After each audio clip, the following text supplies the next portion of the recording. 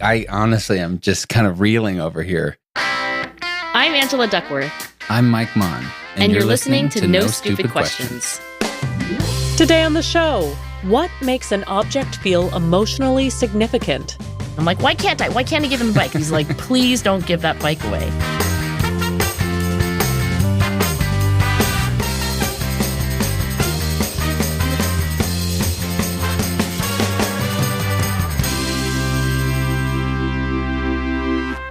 Mike, we have an email today from a ceramic artist. Hi, Angela and Mike. I'm currently studying ceramics at the University of Georgia. I've been thinking a lot about the importance of objects in our lives. For example, a handmade mug from a beloved professor that I'm reluctant to use. So my question is, how do we assign value to objects? And does using the object add value or degrade the object? Thank you, Jordan W. I will say, you once sent me a mug with a picture of the two of us on it. Wait, what? I don't remember saying. I did? Yes, you sent it. When? What's the picture of? Years ago. It's not the best picture of the two of us. Wow, that tells you how sentimental I am. I can't even remember sending you the mug. Well, it tells you how sentimental I am because I have the mug and I love it. Okay, is it, and you don't have to worry about my feelings because I don't even remember sending it to you. Is it significant, in any kind of special way, like beyond its functional significance or like acquired a kind of value for you? No, it hasn't. And not that I don't love it. It was a very thoughtful gesture that you don't remember, but I was grateful to receive it. Do I use it regularly or have I seen it in a while? No, but it's up with the mugs somewhere in my kitchen. Collecting dust in a cupboard. Okay, well, I think that means that the handmade mug from Jordan's beloved professor that she's reluctant to use is not the same as the mug I must have ordered on Shutterfly sent to you, and that isn't making a huge difference in your life and clearly didn't make a lot in mine. But I think it's a great question. I was in the garage the other day and I was looking for a bicycle for my graduate student. I knew that in our garage there were 3 bikes and Jason and I are only 2 people. So in my mind, I was like, one of these bikes must be a bike that we have carried over from like one move to another. Neither of us actually bike a lot. So it's like we don't need 3 bikes for 2 people who don't bike a lot. So I'm down there in the garage and I text Jason, I'm about to give this bike to Ben, and I send a photo. And he texts back right away, don't give that bike away, I'll explain. And you know me, I'm action-oriented. I'm like, why can't I? Why can't I give him the bike? He's like, please don't give that bike away. Okay, but the I'll explain didn't just trigger massive curiosity? It did, but I had to delay gratification because he was probably in a work meeting but felt compelled to stop me. And then, comes home at the end of the day and he says, that bike was my dad's bike. And his dad passed away several years ago. And he's like, I'll never give that bike away. And then I, being the unsentimental creature that I am, pointed out that we don't need it. His dad hadn't ridden it in years, even before it passed to us. But no, we are going to carry that bike with us forever. So I get the question, and maybe my Shutterfly mug didn't do the trick, but you probably have something, because you're more sentimental than I am, you probably have something in your life that you wouldn't give away for anything. I have so many things that I love. I will say this. I moved to a new home about a year ago. It's going to get redone. And so a lot of the objects that I thought I cared a lot about have been in boxes or in cupboards for about a year. And you kind of forget about them. Just the other day, I went and found that I still have every single baseball card I ever collected as a kid. Really? Yes. Okay, but here's where I do have just random stuff. So I have 2 boxes of just stuff that I never am going to put anywhere, but it's so fun to go through every 5 years. Like you're never going to take it out of the boxes? Correct. Okay. For example, I have all 4 mortar boards, the little graduation cap you wear. Yeah, the ones you throw in the air. Yes, I have the mortar boards from my high school graduation, from my college graduation, and from both of my grad school graduations. I'm not going to ever do anything with them other than leave them in a box. But I kind of like just having them because they're a reminder every 5 years if I open the box of a good time in my life. It's weird that I kept them though, because like you're not going to put them on a wall. Well, you could if you were a Cullen. A what? Wait, I think we have established that you haven't made contact with the Twilight series. Correct. Well, the Cullens are the vampires and they're immortal. So they've gone through innumerable graduations. Like they just keep graduating from one high school after the other and then they move because then they would draw Anyway, you have to be a devotee of the Twilight series to fully appreciate this. Apparently. But they actually have this big framed mural of all of their graduation caps. When you see the series, not if, but when, you will appreciate that I just explained to you the significance of that and how it's sort of connected to your mortarboards. This idea that we hold attachments to physical objects is so interesting. There's this paper on sentimentality, and I want to tell you a little bit about it because I think it really gets to the kind of hoarding that we do, right? Of things where you're like, oh, I'm just going to lug this bicycle from one move to the next, keep all these boxes that accumulate. So basically what researchers say is that there is a value that objects have for us that is not related to their features, not related to what functional use there is for something or even how attractive something is physically. But sentimental value really comes down to two things.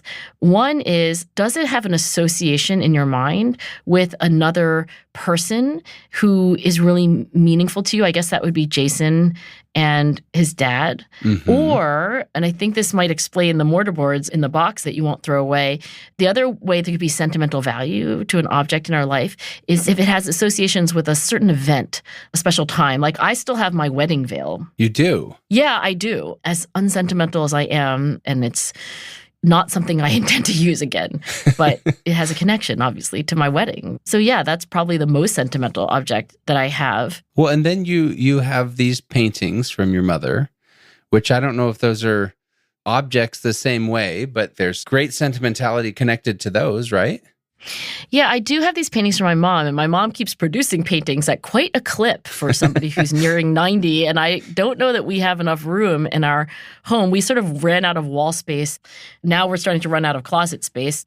But yeah, I have paintings that my mom's done early in her life. I think the earliest one I have is actually this line drawing that she did when I came home from the hospital with her as a newborn. It's this very simple pencil drawing. It probably took her a minute.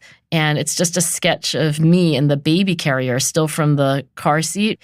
And it's dated 1970, which is when I was born. I think when we found this sketch, it wasn't even framed. And yeah, maybe for obvious reasons, I had huge sentimental attachment to it. There's nowhere to hang that either in our house, but I won't throw it away. It seems as though, as much as you claim a lack of sentimentality, you maybe have this attachment to a few things. A little bit. I'm low on the scale, but even Angela Duckworth has some sentimental attachments. And look, this research is really interesting in that what happens when we have an object over a period of time is generally that we habituate to it. Mm-hmm. It's called hedonic adaptation, like something that brought us a lot of happiness. You get a sweater that you really wanted for a long time. And at first you're like, God, I love this sweater. It's amazing. But then over time, it's something you habituate to. Even if there's nothing wrong with the sweater, even if the sweater doesn't get worn at the elbows, we tend to, with all the physical objects in our lives, adapt to them hedonically, meaning they have less of a positive value for us in the sense of bringing us pleasure. But I think what this research suggests from these two researchers, Yang and Jeff Gallick, is that our sentimental attachments, the value that we get because of these associations with people that we love or memories in our life, that doesn't actually have the same downward ski slope of habituation or hedonic adaptation. So if it's connected to someone we really care about, we continue to love the object, whereas other things, you just start to not even notice them because they're always there. Yeah, I mean, the idea of habituation is either you start to like not notice things because you're just used to them, or sometimes the idea of habituation is just like, even when you're eating ice cream, the fifth bite of ice cream is actually not as pleasurable as the first bite. So whether we just don't notice the thing anymore or because we have gotten used to it, even when we do notice it, the idea is like we get less spark out of it over time, but maybe not for sentimentality. Right. And in the world of the life-changing magic of tidying up and the world that kind of called forth Marie Kondo to write a book about how we accumulate like so much crap in our lives. I mean, we have so much crap. And I think one of the things that this question makes me think about is, can we curate our crap so that the things that are of sentimental value, like bicycles and mortarboards, that we hang on to those, but like, can we get rid of the other things? So Marie Kondo, the thing that drove me insane about her method, there's this piece in it where she talks about if you don't love a full book, but you just like a chapter, rip that chapter out and throw the rest of the book away. Oh my gosh, I did read this book and I didn't remember that. Oh, it drove me crazy. Because I love books and I love collecting them. That would be like sacrilegious for you to like rip out a chapter from the spine. Probably ripping out the chapter of any book for a lot of people would be like equivalent to flag burning. I'm not going to go that far. But if I listen to an audiobook and love it, I will still buy the physical copy so that I can keep it in my library because I want to just have the books around that I love. They're like old friends and I love collecting them. You could rip out the part of the Marie Kondo book that you don't like about ripping out parts of books and then keep the rest of it on your shelf. It's so weird, though. I just felt like that was such an extreme version of her method. I will fully agree with you that throughout life, and never is this more obvious than when we move from place to place, that we are the accumulators of crap. I think the moving thing like brings it into relief. First of all, you're like, how did I ever accumulate this much crap? It's a reckoning, right? You're like, what? How is there this much stuff in my life? I think books are a whole special category, by the way. I remember the day that I was reading John Irving's A Prayer for Owen Meany, and did you read that book? I have not read it. Great writer, and in general, one of my favorite writers. But Prayer for Owen Meany, a lot of it is like all caps, and I just felt like I was getting yelled at the whole time. I was still in, middle school, high school. I was young, and I put the book out in the rain and watched all the pages curled. And I know that's kind of like, even for a book you hate, probably a lot of people will be like, you don't do that with books. Which again, I think is a little bit related to Jordan's question. Wait, you did it intentionally though? I did it intentionally. And what were you thinking? What was the point? I hated the book. I wanted to hurt the book. I wanted the book to die a painful death. Interesting. God, I'll probably start reading this book and love it now. I haven't gone back to this book since that time. But I think the idea of why that probably gives some people chills, like just the vision of a book being set out into the rain on purpose and its pages curling up and being ruined, is because objects are more than objects. Right. So, Mike, I think you and I would both love to hear thoughts from our NSQ listeners of objects in their own lives, maybe an object that holds considerable sentimental meaning. Are you one of those people? Do you have a story of a favorite object and what it means to you? If so, record a voice memo in a quiet place with your mouth close to the phone and email us at nsq@freakonomics.com. Also, if you like the show and want to support us, the very best thing you can do is to tell a friend about it. You can also spread the word on social media or leave a review in your favorite podcast app. Still to come on No Stupid Questions. Why do certain objects feel contaminated by their owners? Like, would people want to put on a sweater that Hitler wore?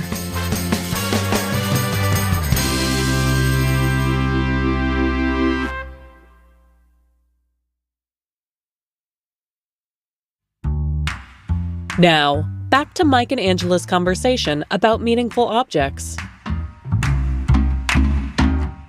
So, Angela, I want to share some data with you from a survey that was conducted in May of 2020 by a group called OnePoll on behalf of this lifestyle brand, Shinola. They said that 49% of the people polled said that a family heirloom is one of their most prized possessions. Interesting. And I think that's what I would put you in the category of. I think your most prized possession is the painting your mother did that hangs above your bed. Is that right? That is correct. I'm trying to think, like, would I say that more than my wedding ring? Would I say that more than, we still have like the original Loveys, like the stuffed animals that Amanda and Lucy, I don't know how we didn't lose these. I honestly cannot imagine how these were not lost on a vacation. But we have Big Duck, which was Amanda's stuffed animal. And then we have Beluga, which is this little stuffed sheep. It's like the head of a sheep attached to a blanket. It's kind of weird, actually. Anyway, that's Lucy's, and we still have them. And no, my mom's painting wins over all of those other competing objects. I'm trying to think if I have any other heirlooms that are older than that. I don't think I do. You seem to be the kind of person from the kind of family that would have actually heirlooms passed down from generation to generation. Yes. In fact, 77% of respondents said it was important to them to give a gift that will be around for years and eventually become a family heirloom later in life. And I think about that in terms of my grandfather had a watch that he loved, and my brother Peter, when my grandparents passed away, he got that. And then he has subsequently invited each of my brothers and my dad to take the watch for 2 months at a time or whatever. It's like a timeshare heirloom. Well, this is what's most interesting to me is my brother the other day pulls me aside and said, "Hey, I want to be very clear. This is not a gift. I'm loaning it to you."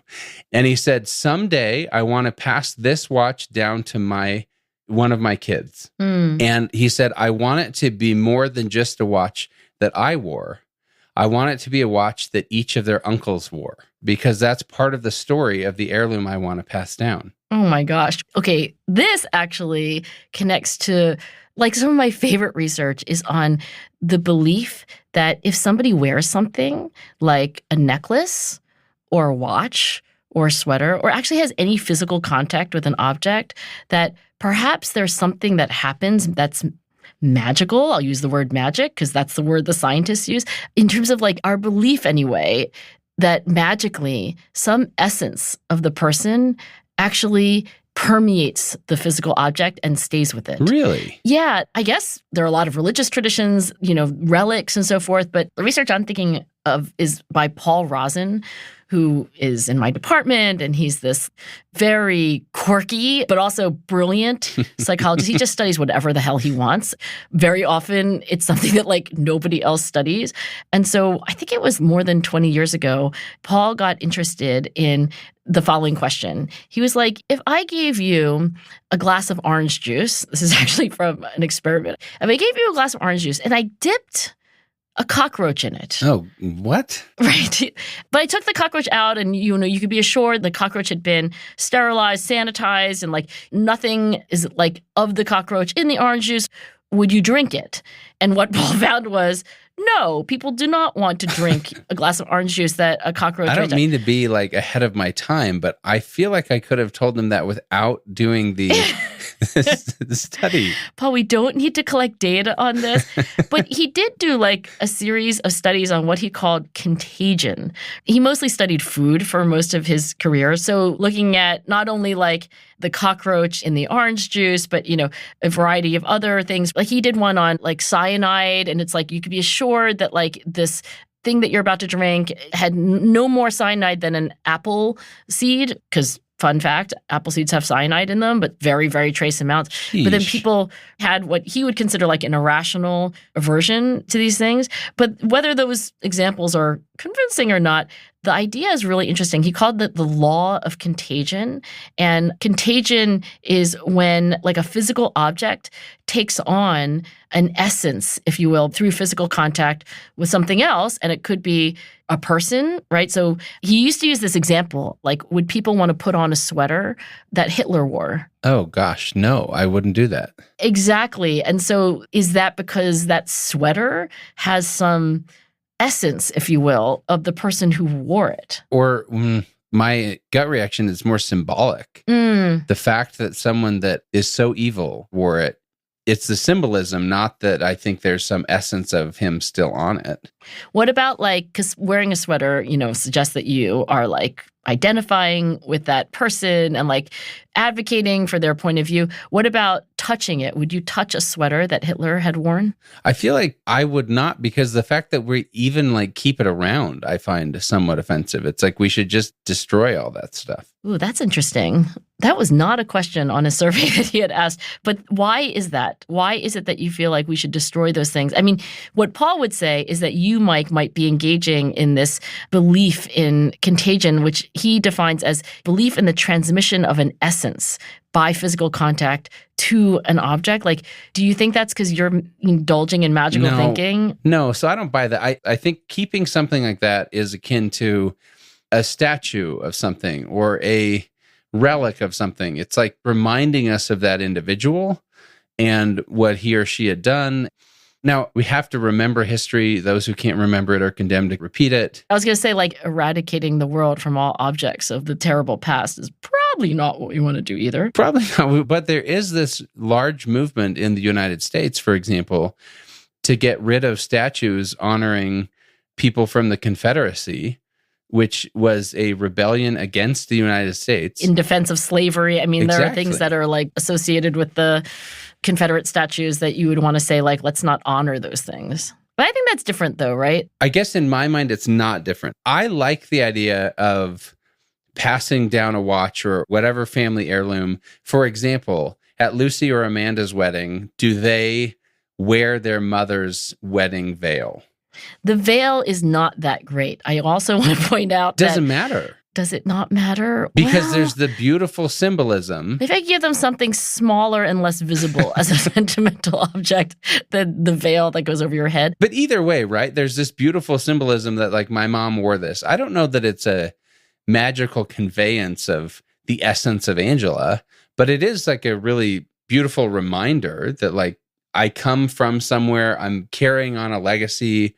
I think that's a really beautiful thing. The symbolic associations, right? Not like through some magical process of contagion, my mom is somehow in this veil. Right. I'm not there. You're not there. You're like, not so much. I think the more palatable, if you will, account of like when we have stuff in our lives, like, you know, Jason's dad's bike or ceramic mug from a professor, like that there's a symbolic association, right? Not a literal physical essence. Right. Yeah, I think that's more palatable to me too. And the fact that I have so little ability to have sentimental attachments is a little bit worrisome to me, actually. I think it's admirable to have this capacity. I'm calling BS on you because you have your veil, you have these paintings, you have your children's comfort objects. I mean, you have collected some pretty sentimental things. Okay, but if you asked me for another example, I'd be like, okay, that's it. Like, so my mom and dad were moving out of their large-ish suburban home into a smaller place, as people do as they get older. And in the basement of our home, where I grew up for most of my childhood, were all of my journals and maybe photo albums too. You did not throw them away. Stop it. Mike Maughan, every single one. What? Now, by the way, I deeply regret this. Oh. Actually, Amanda asked me once what was my biggest regret. Like she asked me recently, and I couldn't think of anything in particular, but I think now this is my answer. My biggest regret is that my mom asked me repeatedly. There was like at least 2 milk crates because I was a pretty prolific journal writer. Sure. And I think they went back to like 3rd grade and all the way through high school. In college, I think I wrote in my journal nearly every day.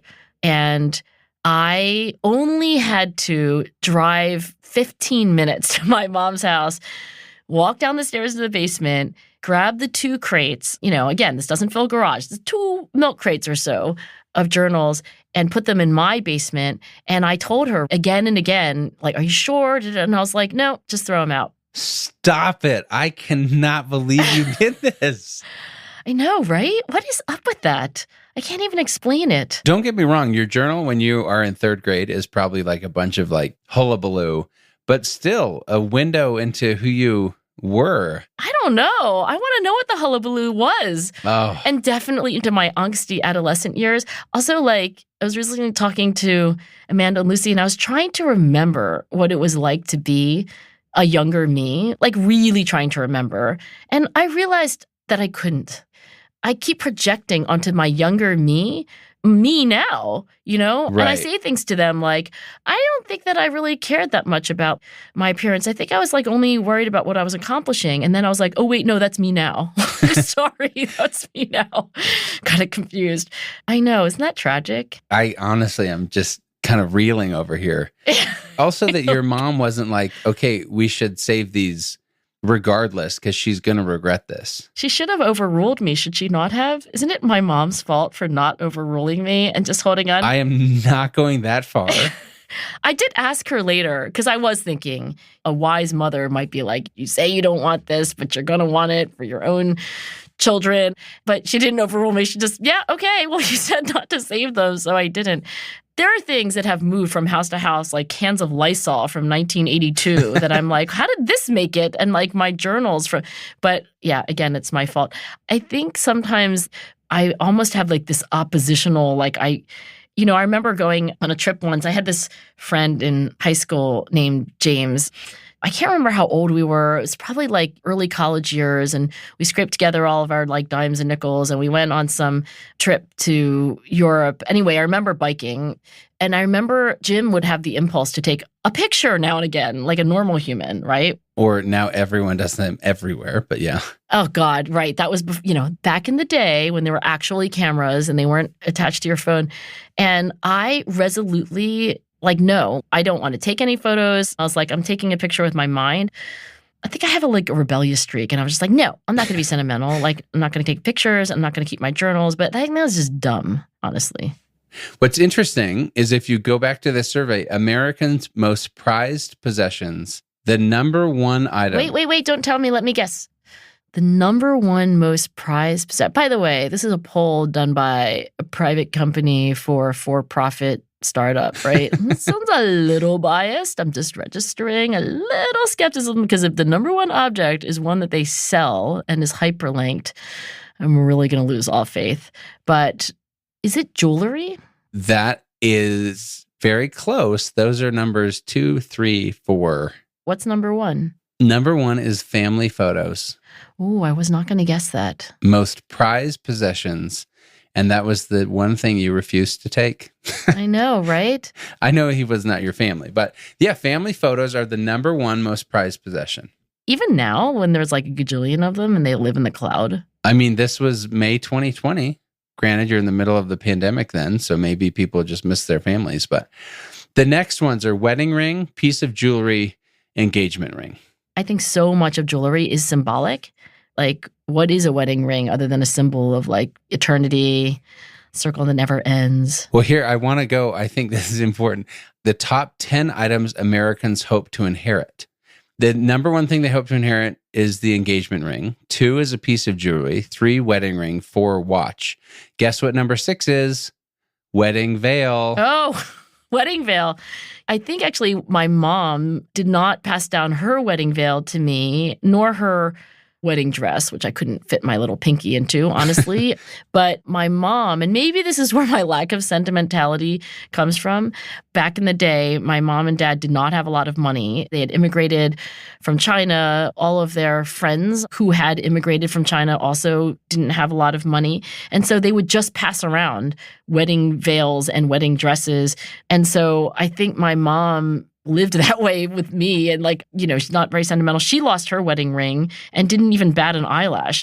And also some watch that her in-laws had given her, as the gift, the symbolic gift of one family to another. It was like a gold Rolex. And my mom lost both the wedding ring and the Rolex.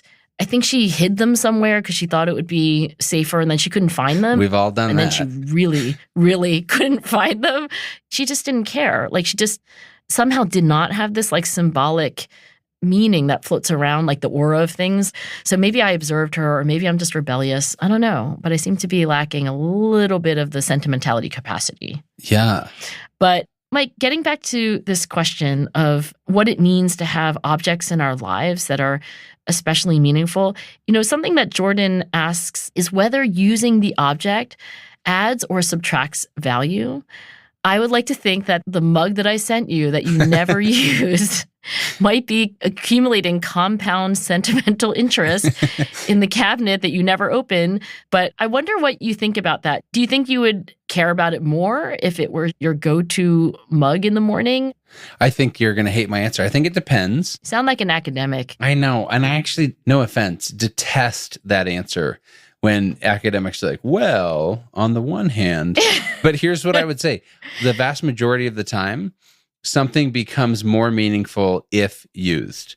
I guess where I'm saying it depends is obviously if it's a piece of art, no. But I think that's why when we go back to the survey of most prized possessions or things people hope to inherit, they're almost always jewelry and you use it, right? So if your mother passed down this necklace and then you pass that down to your children, then it's something that is used and they can carry it with them.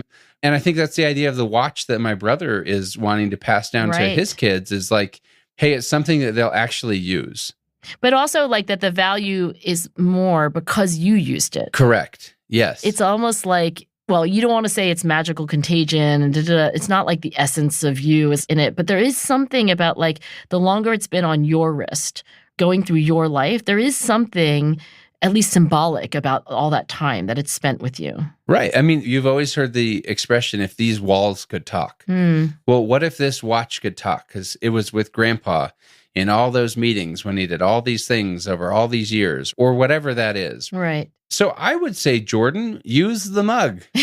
And guess what I'm going to do today? You'd better darn well believe I'm leaving this moment, going downstairs, grabbing the mug, and using it for the rest of the day. My mug, the mug with my and your face on it that I can't remember sending you? Yes. Oh, good. Our mug with our mugs on it. I think the thing about Jordan is that she doesn't want to break the mug, whereas you can't as easily break a watch and you certainly can't as easily break a wedding ring. Don't you think it's just a practical thing? Jordan's like, what if I drop the mug? I think that that's totally fair. I remember Jason once bought me diamond earrings. This is because I asked him to buy me diamond earrings. Repeatedly, actually, over the early years of our marriage. I don't know. I'd just seen too many advertisements for like a diamond is a sign of true love. And anyway, so once I got these diamond earrings, I was really like skittish about losing one or both of them. And then it happened. No. I think it was like on my way to work. I would just always touch them in my ears before I left and then like to make sure they were there. Right? And then, I think it was at work. I touched one of my ears and it wasn't there. And I went into a panic. And I do remember walking out, and I used to take this commuter train, and I walked all the way back to the station. And then I walked again, over and over, like miles. And then I took the train home, and then I walked that pathway from that train station to our house, like back and forth, looked everywhere. I couldn't find it. It was really distressing. The question of sentimentality and use took on poignancy there. And the lesson I took from not being able to find the diamond was this, that maybe we should use the mugs that we could break or wear the diamond earrings that we could lose, even if it's something as sentimental as can be, even if it's unique and can never be replaced. Wear it, lose it, and enjoy it while it lasts. And now, here's a fact check of today's conversation. In the first half of the show, Angela says that the oldest piece of art she has from her mother is a line drawing of her coming home from the hospital as a newborn. We know from a past episode of No Stupid Questions that this is incorrect. In episode 156, Angela describes a watercolor that her mother painted when she was just 24 years old of a mountain rising from the sea. She says that the image represents the challenge of leaving China behind for a new life in the United States. Mike actually references this piece later on in today's episode, when he notes that Angela's favorite painting by her mother currently hangs above her bed. Then, Mike says that Japanese author and professional organizer Marie Kondo recommends ripping out pages of a book that resonate with you and getting rid of the rest of it. In her 2010 self-help book, The Life-Changing Magic of Tidying Up, Kondo says that she experimented with this method, but that it didn't end up working for her, and she instead recommends discarding most books in their entirety. Finally, Angela says that apple seeds contain trace amounts of cyanide. The truth is a bit more complicated. apple seeds contain amygdalin, a compound that is also found in stone fruits like peaches, apricots, and cherries. And digestive enzymes can break down the sugars in amygdalin, leaving cyanide as a byproduct. This isn't usually a concern with apple seeds because they have such a tough outer layer. And even if you chewed the seeds really well to make them easier to digest, there is not enough amygdalin in an apple to cause any real harm. Food scientist Islameat Folashade Bolarinwa has stated that one would have to consume at least 25 apples in one sitting and really grind up the seeds before the poison would have any effect. That's it for the fact check. Before we wrap today's show, let's hear some thoughts about last week's episode on manifestation. I'm embarrassed to admit that I fell for a law of attraction-based coaching program more than once. I've given a lot of thought to why these programs didn't work. You nailed it. The emphasis in these programs was on mindset. Dream big, believe. But when obstacles came up, like I raised my rates and clients stopped calling, the response from the coaches was, believe harder, rather than acknowledge the obstacle and help me make a plan. It's appealing to believe that all you have to do is visualize and results will fall from the sky. These ideas treat adults like we're children. Hello, Angela and Mike. This is Leo Sikdogan. I used to believe in the so-called law of attraction as a teenager, and surprisingly, it seemed to work for me. In college, I realized all that quantum mysticism stuff was nothing but pseudoscience, but more surprisingly, it still kept working, even after that realization. It didn't work because the universe grants our wishes through some quantum mumbo-jumbo, but because it kept me motivated. Hi, Mike and Angela. As evidence of the power of manifesting, I'm manifesting that you will play this recording on your show. That was, respectively, Ofra Obejas, Leo Esikdogan, and Adrian Acosta. Thanks to them and to everyone who shared their stories with us. And remember, we'd love to hear your thoughts on sentimental objects. Send a voice memo to nsq@freakonomics.com, and you might hear your voice on the show. Coming up next week on No Stupid Questions, is meritocracy fair? I do think talent is everywhere, and I do believe opportunity is not. That's next week on No Stupid Questions. No Stupid Questions is part of the Freakonomics Radio Network, which also includes Freakonomics Radio, People I Mostly Admire, and The Economics of Everyday Things. All our shows are produced by Stitcher and Renbud Radio. The senior producer of the show is me, Rebecca Lee Douglas, and Lyric Bowditch is our production associate. This episode was mixed by Eleanor Osborne and Jasmine Klinger. We had help on this episode from Julie Canfer. Our theme song was composed by Luis Guerra. You can follow us on Twitter @NSQ_show and on Facebook @NSQ Show. If you have a question for a future episode, please email it to nsq@freakonomics.com. To learn more or to read episode transcripts, visit freakonomics.com/NSQ. Thanks for listening.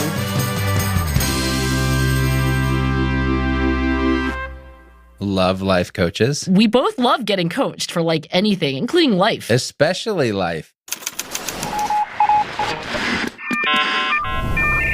The Freakonomics Radio Network, the hidden side of everything. Stitcher.